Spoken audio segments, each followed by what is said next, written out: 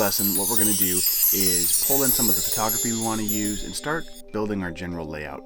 So first things first, what I typically do is I'll open up Safari or Chrome or whatever happens to be the browser of choice for that week, and I'll usually do a Google search. So in this case, we're just going to look for a band poster, and then I'll choose images up here on the top.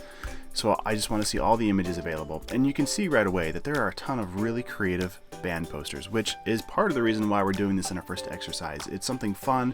It's something that will teach you how to use brushes, textures, typography, photography, and use all these different pieces to create something fun that you enjoy. So what we're going to do right now is just briefly look at some different ideas that might be inspiring. And when I look at poster ideas or any idea for anything that I'm trying to research, I usually am looking at either fonts that inspire me, or I'm looking at color schemes that I like, or layout designs that I like. So for example, looking at this real quick, I like that it's not just straight horizontal text on this waterfront poster. It's got kind of a, not quite a 45-degree angle, but it's at an angle, which adds some visual interest. This Linkin Park poster, I like the color, and I like that the guys are kind of cut out. So what I'm going to do is when I find something I like, I either do one of a couple things. I'll either right click and I will save the image to like an ideas folder. So if I come in here and I'll make a new folder, and I'll just call it ideas, I'll hit save. Or what I can do is I can click and just drag an image straight over the Photoshop icon in my dock, hover until it comes up, hover until it comes back there, and then let go, and I dropped it right into my workspace. Now in Photoshop, the way you can scale things up, the shortcut is Command T or Control T on a PC. So the way you would find that, if you forget, it's up under here, Edit, and we're looking for Free Transform, and that shortcut right there is Command T. So what it does is it gives me these little handles that I can start to drag this up larger, and Photoshop will let you skew an image, right? So we want to keep it proportionate. So what we're going to do is hold down the Shift key, and now when I click and drag, it stays in the right perspective here. So when I get it where I want it, I can hit the Enter key, or I can hit this little check mark up here to finish my transform. And I'm just going to start building in a bunch of layers here into this poster file, just to start getting some ideas and things I can work with. So I'll come back over here to Safari, and let's just kind of see what else we've got here. Things that inspire me. This Mumford & Sons, I kind of like how they've got this illustrative instead of a photographic poster. I like the illustration behind it. So I'm going to right click, I'll save image as, and I'll throw it in that ideas folder so I can refer to it later. Usually I'd work one way or the other. I'd either save it into that folder, or I would click and drag and drop it right into Photoshop for me to work with later. And I let go too soon. Let me try that one more time. Click and drag, hold, bring it back. Okay.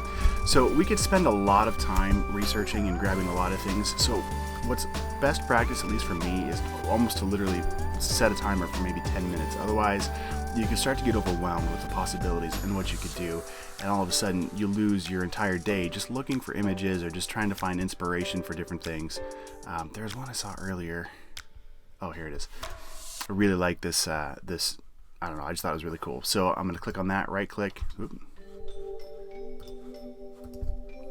save image as, we'll throw it in that folder so I can refer to it later if I need to.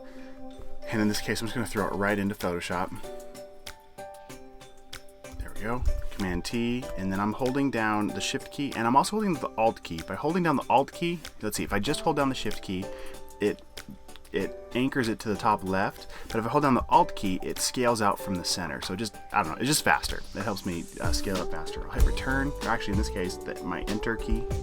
Okay, and now you can see on the right, I've got my layers. I'm going to Shift click. So right now, layer 3 is selected. I'll hold down Shift, and I'll click down on layer 1, and it'll select everything in between. And then I'm going to hit this little folder icon down here. And what that's going to do is put it into a folder. I could have also hit Command G on a Mac or Control G on a PC. And now I've got my group, and I can double click on this, and I'll just give it a name. It's really good to keep your file organized. We'll call it Ideas.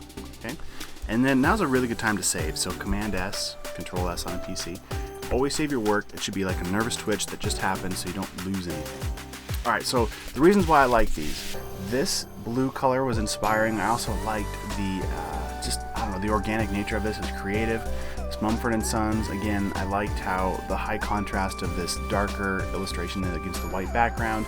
And then this Linkin Park image here, I'm just going to drag this up a little bit so I can see it. I liked that they've got, if you look closer, the guy, so this blue triangle that kind of interacts, these layers merge together to kind of color them. And I think we're going to probably take that approach on this poster. So what I'm going to do now is I'm going to go ahead and turn off that ideas. And we're going to pretend you'll have this photo in your assets file that I'll provide for you. But I'm just going to drag this image. We're going to pretend like this is an artist that's coming to a venue here, and we've got to make a poster for him. You can find this image in your downloads, or this is on a website called Pexels.com, so Pexels.com. And he's right here, so what we could do is click on it and then click free download, and then it'll bring up this window. I could right click and then save image to downloads. Okay, so I've got that one, and then I've got a couple other photos that I found in Pexels.com that were inspiring, that might work for this project. We've got some guitars, and then we've got this soundboard here. So what I'm going to do with these, same deal. I'll right click, I'll save image to downloads, click on this one, right click, save image to downloads. So I'm starting to gather all my assets, okay? So we've brought him into our workspace, and now what we're going to do is, in the next lesson, we're going to cut him out or isolate this photo. So we'll crop him out, and that's one of the between layers, using layers in Photoshop and making really good selections. Those are the two probably most critical skills you'll learn in Photoshop, because once you master those, you can really do just about anything and composite anything together. So we're going to go ahead and shut this down for this lesson, and in the next lesson we'll dive into making selections and starting to work with all these assets we've started to select.